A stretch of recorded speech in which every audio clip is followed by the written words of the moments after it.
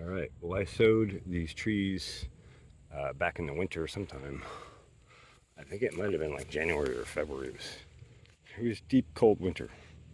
And some friends of mine, Ken and Sherry, had to move very suddenly, and they had a huge plant collection. And they asked me to take some of them, and I just couldn't take all the plants they have. They have a huge collection. But I did want to save these, and I wanted to propagate these. So I'll try and dig up the video Have of a look these at when some I first nice brought them. ripe cherry tomatoes here while we're having a chat. So, January 20th, a tremendous amount going on, but suffice to say, I brought home some new plant friends. They were really hurting. They just didn't have an adequate environment to support the plant health.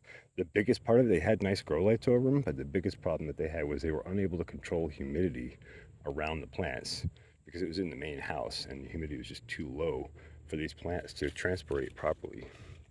Again, we always have to look at the environment that the plant comes from. And these are tropical plants. They're citrus trees, and they grow in tropical regions. And those tropical regions typically have a much higher humidity level than, say, upstate New York in a living room here in the wintertime when furnaces are running and we have all we can do, you know, to be able to sleep and not wake up. Watering these and caring for them a little better since I've started paying more attention to plants at home again. We kind of got the farm semi-booted up, and they're growing out some really nice vegetative growth here. And I feel like this is a great opportunity to try and take some cuttings of these and see if I can't propagate them. And the Meyer lemon tree is also growing out some nice shoots like that. And I have a friend who had asked for a tree of that if I could do it. And I have not yielded any Meyer lemon trees yet. And so honestly, I would prefer to propagate that way because I can influence the epigenetic capacity of the seed through good trace mineral nutrition, and then the offspring of that will be much better. But in this case, this is the shortcut, and this will hopefully get us to some live cuttings. That said, I'm going to have to be very careful about managing the environment of these cuttings, and I may pull them into the lab just to give them a better humidity and control and a little less light intensity until they can get established. But we'll see. I might actually just do them over here in my little oak shade tree where I propagated all those elderberries and some of the other stuff that I showed on here. And I'll just show you those elderberries again because they're actually coming along nicely, and I'm blocking the light. There you go. And they're starting to grow out. So not too much longer, I'll be able to plant those out somewhere. I may hold them off a little longer, even till early fall, before I transplant them, and then let them get established early fall in wherever they're going. And then they can be rooted and winter over normally and not go through any additional stresses. And so here's just a quick clip of the Meyer lemon. You can see that's also throwing on some nice new vegetative growth. And if you didn't know it, people, citrus trees have some wicked thorns on them. I think I would rather walk through rose bushes than a citrus tree grove, honestly, because those thorns are super sharp and they can grow super long and they super hurt. So these were out front in the sun, and that's good for them for growing. But given I want to do some propagation from them, I wanted to give them a little bit of a rest period and give them a chance to cool off a little bit. And I'll probably do my propagation cutting this evening when it's cooler, and you know, even if there's not a dew, at least it's like higher humidity, a less stressful period when they're not trying to grow at an accelerated rate throughout the day. I mean, you can see they're just cranking, right? And I figured we'll let them slow down a little bit so they would take a little bit less stress because their metabolism will be lower as a result of that. So it's actually the next day on those cuttings. Been playing a lot of catch up around here, so just didn't get to it and didn't want to film in the dark. So pretty straightforward. I've got a bunch of cuts here, and let's see, we'll start with the Valencia orange, I guess. I'm just going to take some cuts straight off, and I'll trim it up, and then I'll explain. All right, so I've trimmed off the ends of the leaves to reduce the total plant material that it's trying to support, and to help it kind of realize there's a little bit of a stress and conserve. And then on the bottom, I've clipped off the bottom 4 leaves. These sites will basically be the easiest sites for it to root from. And then I've also clipped a 45-degree angle, nice and clean on the bottom, so that it has a nice clean start. And right near the node where I clipped the leaf off, because that's where it's most likely to be able to spawn some new growth, i.e. new roots. So what I'll do, this is Valencia, so I'm just going to stick it in here and kind of press that in a little bit. And this soil is nice and moist, and it stayed moist, and it's not too strong in nutrient. And we're just going to stick these in a shady spot where they can have a chance to kind of recover and try to set roots. Now, I have some friends who are professional greenhouse and commercial growers and propagators, and they tell me the best way to propagate citrus, I think they were using gibberellic acid as a hormone to help trigger root growing, but there's lots of other ways to do it.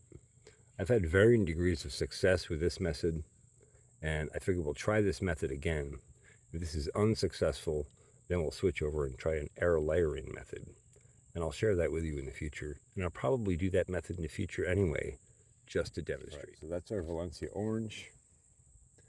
And you can see I've taken most of the vegetative growth off of it.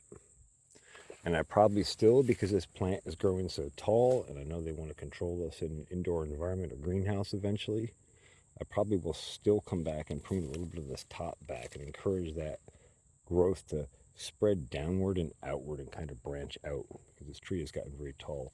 So I probably will take this one as well, and that'll give me 6, I think. 1, 2, 3, 4. Oh, that'll give me 5 Valencia orange cuts.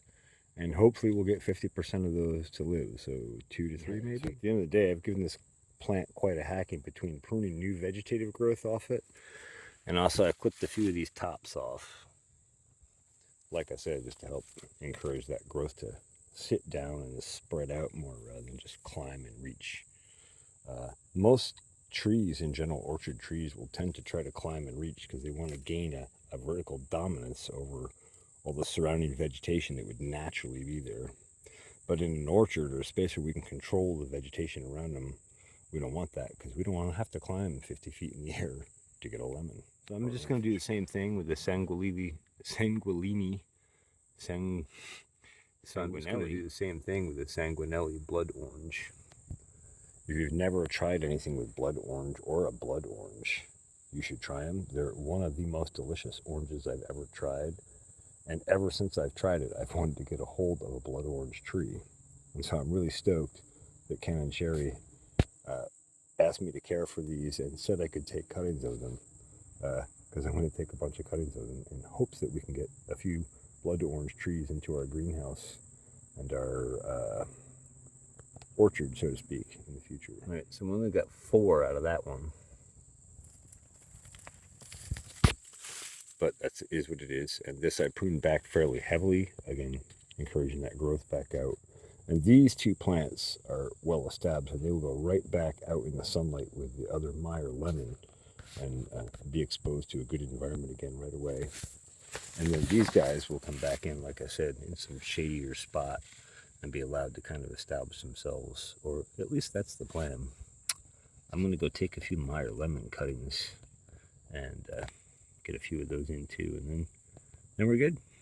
We're done. So, as with all things here on the Pharmacist Seeds Network, anything we propagate we'll be tracking throughout the future, at least until I pass on. I really like tracking these, and I really enjoy the experience of going back and looking at the progress from where things were, and also being able to go back and share previous experiences, and sort of like a flashback to when these cuttings were taken.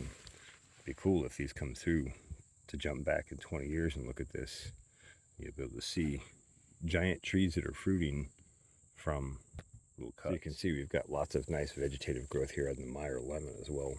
So I'm going to take all of these nice long cuts like this, and we'll stick them in there and see what they do.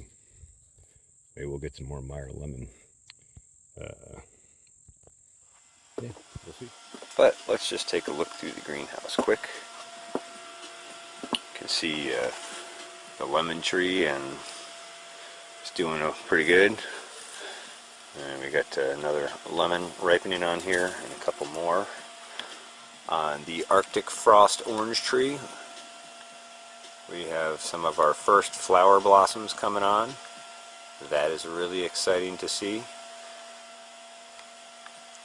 And on the mandarin tree, we have an explosion of blossoms. And these things smell even better than the lemon blossoms. I mean, these are just intoxicating I just want smelling. to point out real quick, I'm really not kidding when I say that these lemons and citrus trees get some really nasty thorns on them. I was just going to take some cuttings here and I poked myself good. I just wanted to share how sharp these thorns are. And I'm not going to poke it with the end of my finger, but if I push on it, you can see how sturdy it actually is. And that'll really poke into it, and it really does hurt. And those are little tiny ones on the tips of the growing branches, right? You go back down that branch a ways, and they get like 1.5 inches or more long, and they will put a hole in you. All right, that's it. So we got 4 blood orange, 5 Valencia orange, and 6 Meyer lemon. We'll see what they do.